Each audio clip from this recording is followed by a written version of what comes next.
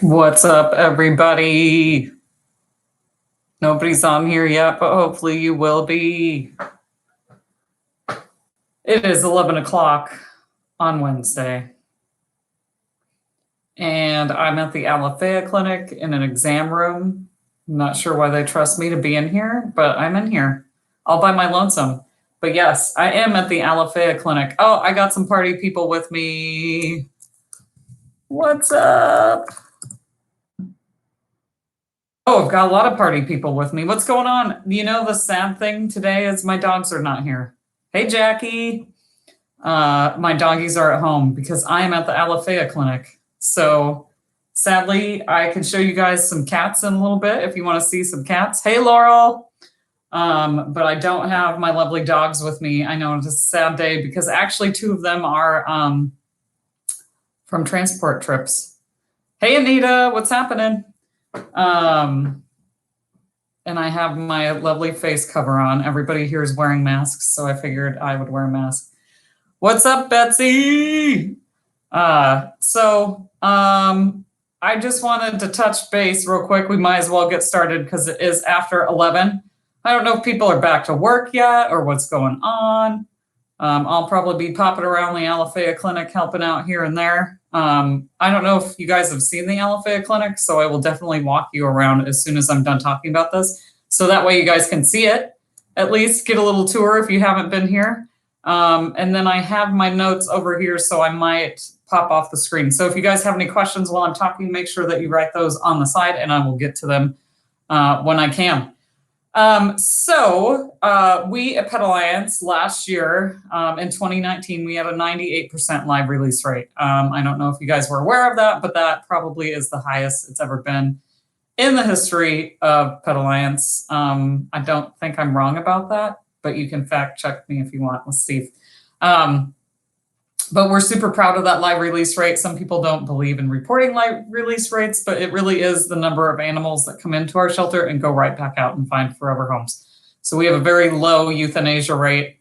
And because of our length of stay, I mean, it is roughly a week for dogs and then about 3 weeks for cats. And then, of course, you guys know puppies and kittens fly out the door like that. I mean, especially with puppies, even when we had them online and stuff, they really don't have a really long length of stay. Sometimes when we're in kitten season and everybody's flooded with kittens, the kittens stay a little bit longer than puppies do, but they also go pretty darn quick. Or they go out to a foster home and they never come back. So some of you guys that foster for us, you already find homes for them before they ever come back. So we have space in our facilities where we can save more lives. So instead of us just saying, oh, we don't have that many dogs right now or cats, so we're just going to stay empty, we would much rather be a good community partner and transfer animals in. So we do this. I suppose Nicole and Michelle can probably talk a little bit more to the Tetris game that they play with animal capacities, but we look at our anticipated appointments for surrenders. So if, for instance, we know that we could do a transfer in 2 weeks, we would look and count how many animals we have, the likelihood of them being adopted within that time, because we do know that we have some harder to adopt animals at times.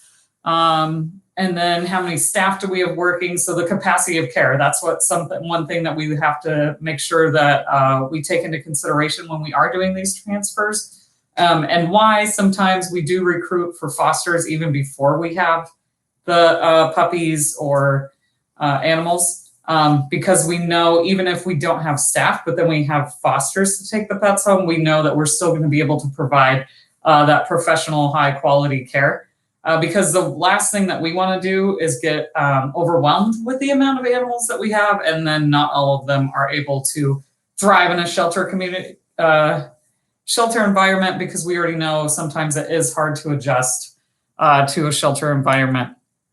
So, hey, Denise, what's happening?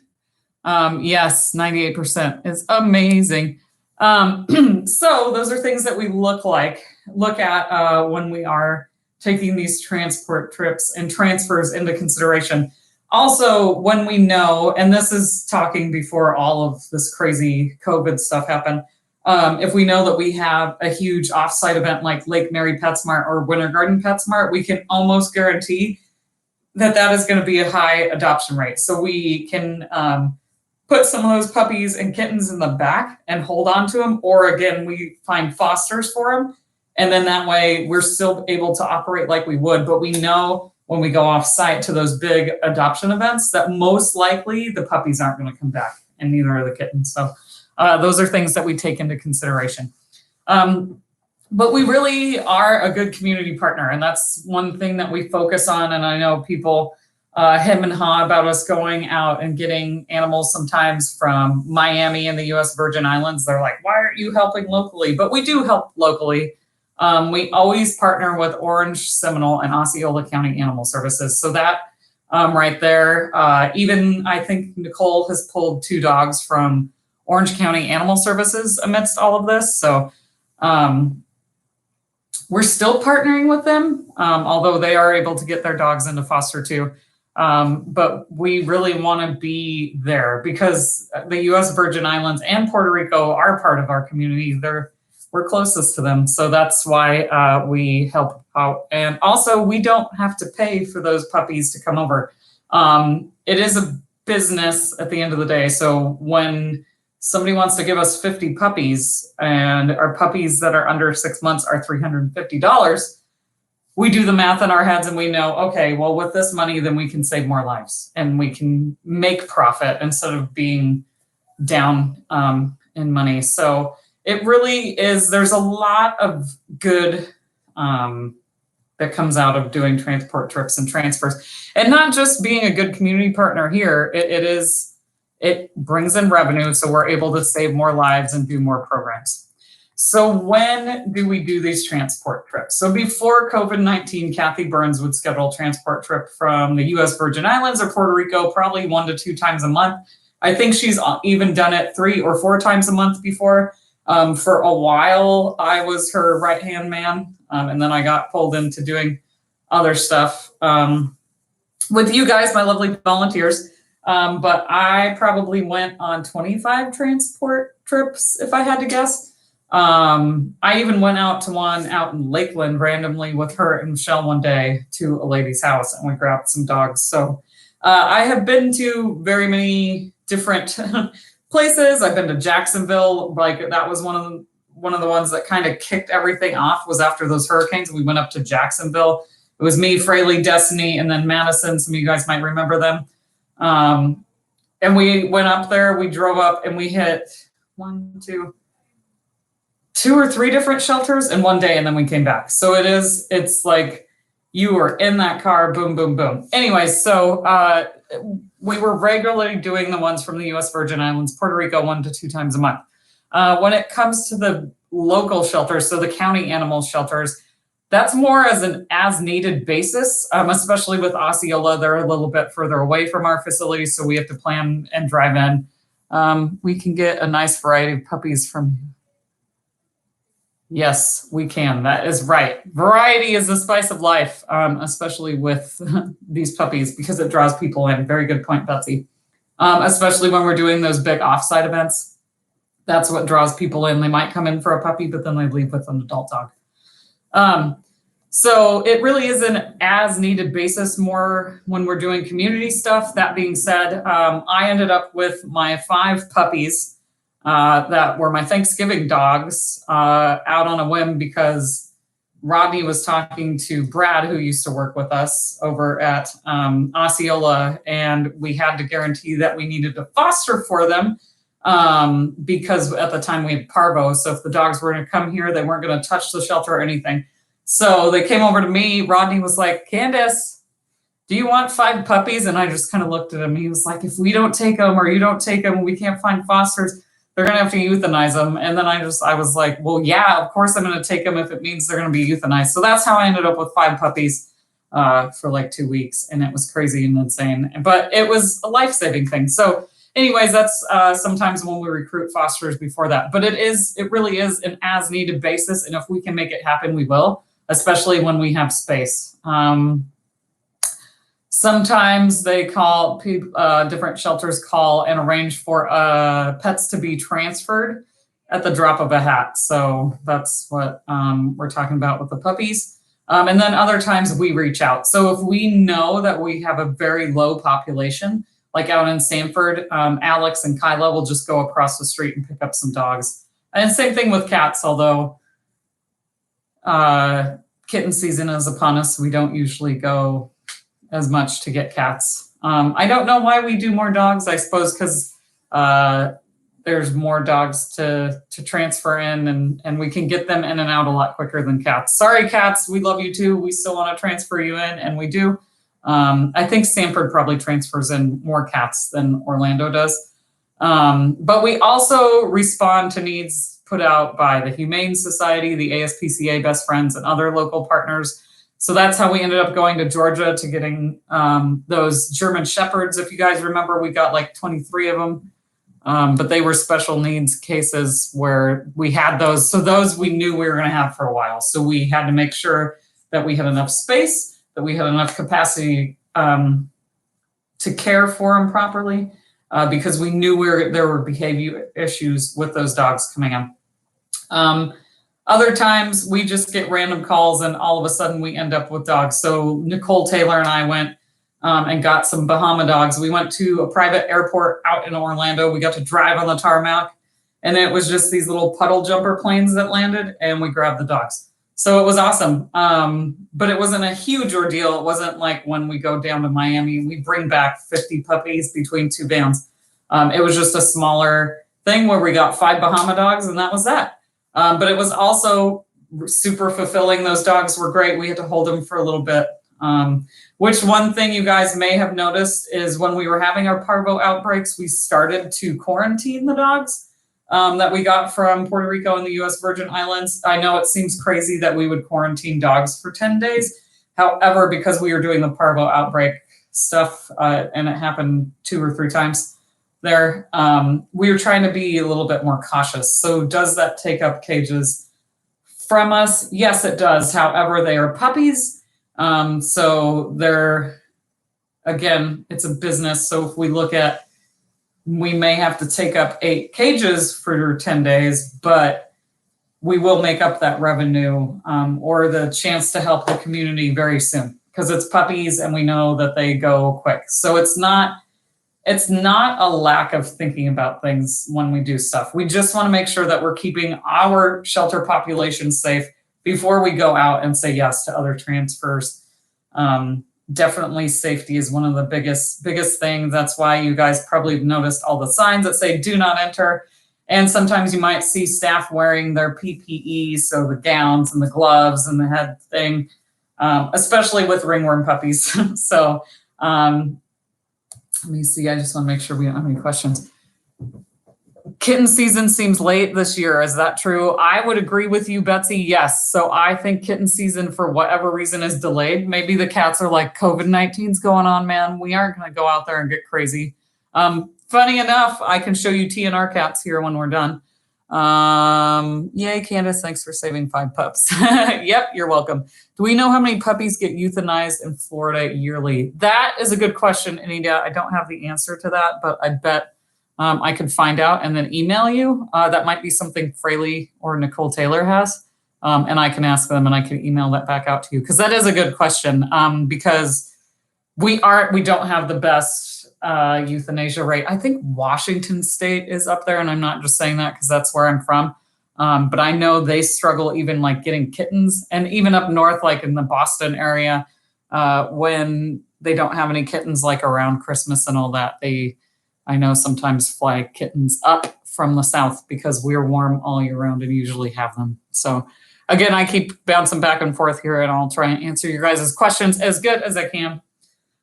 So how do we do these transport trips? So if you've been with Kathy Burns, and I think some of you guys have that are watching this, you know she has it down to a science. So when we first started doing it, and we went on our first one, it was crazy.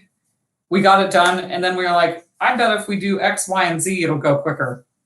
Sure enough, so she has her bucket with her gloves and her zip ties and scissors and paper towels and garbage bags and all that fun stuff. And then I started giving the dogs all treats, and she was like, you're so funny. And I was like, listen, I want to welcome them here. want to make sure that all the dogs like me too. Come on. So when they got off the plane, at least when I went, and I think they started doing it too, even when I wasn't there, everybody got a treat. So I would put treats. I waited for a little bit and gave them individually. And I was like, well, if I just put it in the kennel, then they can have it when they get in there. So I was known as the crazy treat one. And of course, taking pictures, I took tons of pictures. I do that all the time anyway. But we had it down to a science. So basically, if you haven't been on one, it's usually 2 vans. Back in the day, we took the mobile unit. And then my back would ache and hurt and ouch, ouch, ouch, because it was 7 hours or so in a mobile unit that has terrible shocks and an uncomfortable seat. But it was worth it. I would just in the day and be like, oh my gosh, my back hurts. And then finally I figured out it was the transport trips and the mobile unit. But anyways, now they usually just use 2 vans. I don't know if they've taken Kathy Hood's sweet white van in Orlando, but I definitely think they should, because that thing is awesome. If you guys haven't driven it, I have, and it's pretty cool. But we typically take 2 vans, and the crates are stacked on top of each other, especially in the Samford van. They go nuts with their stacking, but everything's bungeed down, so it's safe. So we also bring food, water, bowls, blankets, all that kind of fun stuff, slip leads. So when we get there, Kathy usually goes and checks on the paperwork. So she goes and talks to the lovely people, because yes, she can speak Spanish, yippee, which comes in handy when you're down at the Miami airport. They respond to you a little bit better. Or so we found when we were there, if Kathy started speaking Spanish to them, they were a little bit more responsive to her. But you typically, after the long drive, like, and getting up at 4 a.m, a lot of the times you leave at 4 a.m. However, I'll tell you guys a story in a little bit about leaving on an overnight one. But you typically wait like 40 minutes-ish for paperwork to be complete. So it isn't something that's quick. It actually, you do have some stand time, but that's when we get out and we fill all the water bowls up and we put the treats in the kennels and all that kind of fun stuff. So we are prepped.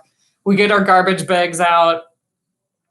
We hang out, we tell stories. Sometimes people nap. I never napped because I figured it would ruin me, and I was awake by that time anyway. And then all of a sudden you hear this barking and you see a bunch of airline crates coming out, and boom, there's the dogs. So you get all excited. Sometimes there's other rescues there. So all the crates have to be labeled specifically, because if it's not just Pet Alliance and then there's Big Dog Rescue or, another county there, you definitely have to stay organized. So then maybe not the first time, but the second time or the third time, Kathy sweet talked the forklift driver to bring the crates all the way down on the pallets instead of us having to carry them, because we used to have to carry them. And then Kathy figured out, if she asked nicely, that they would bring them down the ramp instead of us carrying them all. So we would take adult dogs out and walk them so they could go to the bathroom. Puppies we didn't care about, because really most of the time they're not potty trained, but they would still get hugs and loves and kisses. All of us really pet the dogs, give them some love, all that kind of stuff, because that's the best part, really. And what else do? We take pictures. Karen Morris has come along and done some footage. A lot of the times you might get pee or poop on you, because it's not a pretty job. It's cleaning kennels and carrying puppies that may have rolled around in their own stuff and have been in crates for who knows how long. So once we get everybody in their kennels and situated is when we start cleaning and disinfecting the crates. We actually have to break all the crates down. So if they have screws, individual screws, we have to unscrew every single screw. If it's zip ties, we clip them. So that actually takes a little bit longer, especially if some of the screws are stuck. Sometimes we've ended up maybe slightly breaking some crates, but it's okay. We kept most of them clean and perfect. So take them all apart, stack them on pallets, and then the lovely forklift driver takes them back up the ramp, all stacked and nice, because they go back out. When we going on a transport trip, it's last minute. When are you looking for volunteers? So it's not necessarily last minute, Denise. It just depends. Sometimes it is last minute. Sometimes Kathy Burns knows. So if it's something that you're interested in doing, I don't know when it's going to start up again, because the world we live in is so crazy. But what you can do is email Kathy Burns and say, hey, I'd really like to go on a transport trip when you start them up. Let me know, and because I'd like to experience it. Just know, say, hey, I watched Candace's webinar and I know that I'm going to get smelly and dirty and it's a super long day because you leave at 4 a.m. and then get back at 1 or 2 and then your day is over. The video Karen did made me happy cry. It was so touching. Yes, I agree. I did happy cry too. I was like, oh, this is awesome.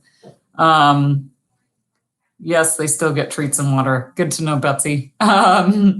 We love pictures. I love taking pictures. It's part of what I love about sending it out to the people that don't work at Pet Alliance. And I'm like, look at my day. I got to drive to Miami and now I'm holding a puppy. I get to brag. I mean, I like to brag about where I work anyway.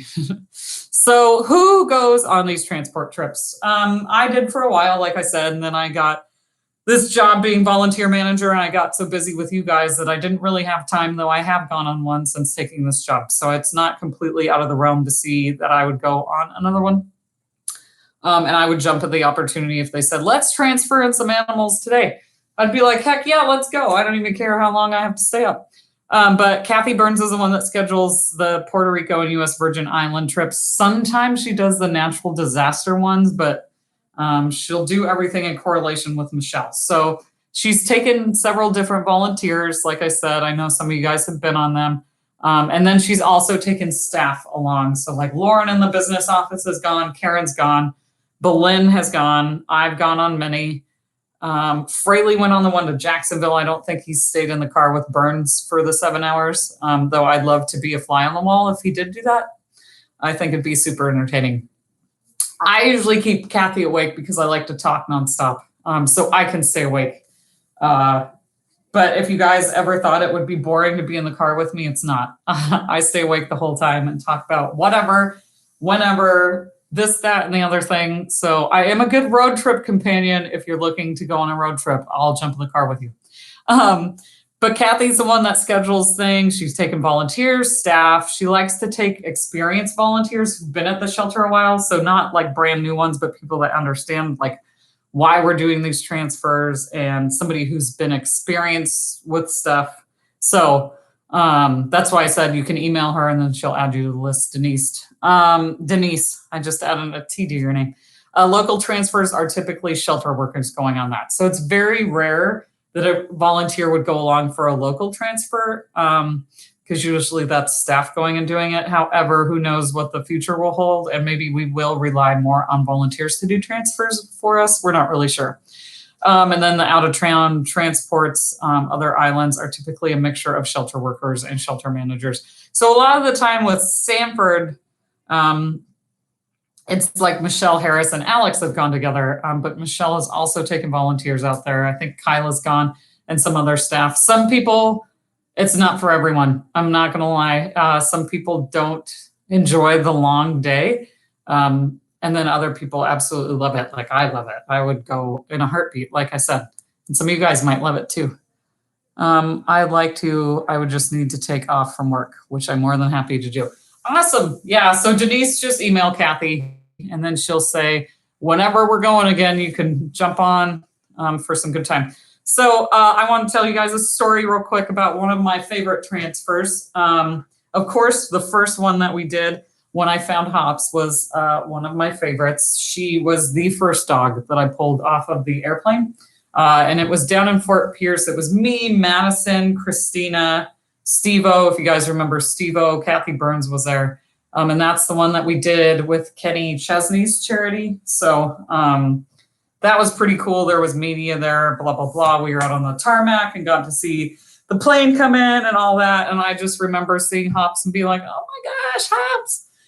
And yeah, she actually was the very first dog I ever pulled off an airplane. So that's kind of cool that I ended up with her. Originally I wasn't supposed to, and then like a foster fell through or something, or they were looking for one. And I just said, I'll take Hops. Why not? And now she's mine. And she's never looked back and gets to sleep on beds and enjoy tummy rubs and run around in the big backyard, but she doesn't like the trampoline. This other story, so I don't know if you guys know this. I got to take my twin sister with me on a transport trip. And it was like 2 or 3 days before Christmas. because she hadn't been on one, I was like, hey man, do you want to come with me? We only need one volunteer and we're going to leave at 7 o'clock at night and you're not going to get back until 5 or 6 in the morning.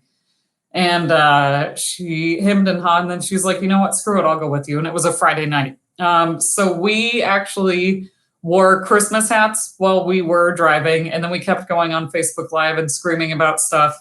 And she had on some like Christmas specials on Netflix that kept us awake. But we took pictures, we went live when we were getting all the dogs, and actually they had dogs that looked exactly alike. So we took a picture with them. So we had twin dogs, which was pretty neat. But we were like delusionally laughing to keep ourselves awake. And then I think we got back to the shelter at like 5 a.m. or something like that. I don't know. It was crazy, but it was so much fun. And I got to see my sister the whole time. So that was pretty cool. There's lots of different stories I could tell you. Thankfully, I have not been one of the people that got delayed for hours on end. I think the longest delay that I've ever had when I've been down there was an hour and a half, maybe 2 hours. And we went and had a breakfast at Denny's. And that was fun. I don't know if anybody watching has any fun stories. What is the video about Loretta and Jolene that Karen did? That's the one that made me happy cry too. Does she make all your videos? There are so many cute ones. Yes. So Karen Morris, our marketing gal, she does do all of our videos. She's super talented. I tell her that every time. She did one yesterday for Giving Tuesday because we did another Giving Tuesday thing. And that was pretty cool because it was one of Lisa and Jeff's. They took a mom and puppies. It was their first time. So I believe it was their litter about Flan finding her forever home and how we did that adoption and the pickup and how that went. So Karen Morris does do all our videos. She's super talented. She's awesome. She also puts up with my ridiculous ideas when I have ridiculous ideas. So if you guys didn't see the Giving Tuesday one, my lovely voice is on there. Yippee. So does anybody have any questions about transfers, transport trips, why we do them? What's your favorite part about them? I mean, for me, obviously, it's seeing the dogs and getting to hug them and love them and kiss them and squeeze them and do all that kind of fun stuff. But it is pretty fulfilling work. We go all the way down to Miami only to find out the dogs weren't coming until the next day. Oh my gosh, when was that? That sounds awful. I feel like I remember you telling me that story, but holy cow. Did you go the next day, Betsy, after you found out that they weren't coming till the next day? Well, Betsy's typing. I'm just going to say it is very fulfilling stuff because you get to see like what actually your work, the hard work that you put in, what happens, like especially when it's dogs that have to have surgeries or are going through transformations. You take this dog that was just over on a completely different, piece of land hours ago, and then you watch them transform and then find their forever home. So it's super fulfilling. Like I said, Triple is from Puerto Rico. She's my Puerto Rican dog. So I have 3 dogs from 3 different places, which is fun. Tito went back out with Kathy. Okay. I didn't know Tito went out. That's awesome. So if anybody else is on here that wants to try and go, you can go with Kathy. My favorite part is Amber, oh yeah, Amber's so cute. She's a super cute dog. It is pretty neat because with Hops especially, because she has part of her ear missing and she had to amputate her leg. You just wonder what the heck they went through and what life was like for them roaming the streets and trying to eat things and figure out a different life. I will never forget when I brought Hops home and she was kind of trying to figure out the house situation. And then she jumped up on the couch because I told her she could come up, and that hasn't changed. But I turned the TV on and she just looked at it like, what is that? I don't know what that is. What's this making noise? And she kept tilting her head. So it was super cute. They all, what's funny is island dogs seem to have this disposition about them, not necessarily Hops, because when we took her arm got amputated, she got a little protective, but A lot of the island dogs, because they're roaming around on the streets, get along really well with other dogs. So it's kind of neat. Does anybody have any other questions, comments, anything like that? If not, I will walk you guys around this lovely Alafaya clinic. Lauren is out here, so I got to see my long lost buddy Lauren, who I haven't seen since March something, and it's May. So it was a great, untouching reunion. Sophie and her 11 pups came from a transfer up from Miami from Bullies and Beyond. They were born in a trap. Oh, wow. That's crazy. I didn't realize that. It's insane. If you guys haven't watched Anita's puppy fostering video, it's super cute and awesome. It makes you want to go hug puppies. I don't know about you guys. I'm ready to start transferring dogs in personally because I'm like, we need dogs at our shelter. It'd be awesome if we had, and I want to foster puppies. I've had the itch for a while. So when we get puppies back, I want some at my house. Plus, how cute would it be to watch a puppy walk across the trampoline? Just saying. Okay, so if you guys don't have any other comments or questions, I'm going to walk you around the Alafaya clinic real quick so you guys can see that. I did have the computer set on that exam table. It's pretty exciting stuff. So we're going to go walk out here. Oh, young blood is missing. There's Kathy Hood. Say hi, Kathy. Hello, what's up? She's hanging out. It's a TNR day, right? Yes. She's excited. How many kitties do we have? We brought in 26. Oh, wow. Not bad. No, that's a good number, We though. wanted more, but not bad. Not bad, everybody. Tell Kathy she's awesome. All right. And then this is our lovely tray of kitties. There's Lauren. She said, don't put me on video, and I'm doing it anyway. And then this is the clinic, the crazy clinic. What are we doing here? Getting a cat out? Hello, I'm putting a cat back in its trap. He just got done with surgery. Look at him. He's just hanging out. Yeah, he's got his little blanket to keep him warm afterwards. So for you guys that watched the TNR video with Kathy, this is the result of them getting dropped off at the Alafaya clinic. So we have cages upon cages with more cages. And the dog recovery room has got all. Oh, let's go over there. There's Kathy again. Here, we're walking around. Pat says you're awesome, Kathy. Pat says you're awesome. All right, so this is the other room with cages in it. We weren't kidding when we said it was a lot of cages. So they get in this holding area. This is also where we do regular public spay and neuter here. This is the holding room for doggies. So looks like we got a kitty getting prepped on the table here. Look at that action. And then that's where Dr. Keenan makes the magic happen. What? So that, my friends, is the Alafaya clinic. So now you guys have gotten to see what goes on and what we are doing. Will Pet Alliance be selling any Pago branded masks? I don't think so, but that would be really cool. We had a volunteer make some dog and cat ones for us, which was pretty awesome. Great tour. Thanks for showing us. You guys are welcome. So, I mean, if you want, I'll show you the break room. Hang on. There's an exam room, the laundry room, everybody's favorite. There's the bathroom, and then this is the break room. And then they actually get a lovely view out here in a walking trail. So there you go. You guys have any other questions or comments or anything? Good to go? Well, thanks for listening, participating, and all that jazz. I enjoy, as always, talking to you guys. If you have any requests for topics, want to do another Zoom meeting, anything like that, let me know. Email me, and I'll get it taken care of for you guys. Even if you're lonely and you want to talk to me, I'll get on there with you. So you guys have an absolutely awesome middle of your week. We are out here spaying and neutering and making sure that there's not a million kittens this summer. So you guys have a good day, and I will talk to you soon, hopefully.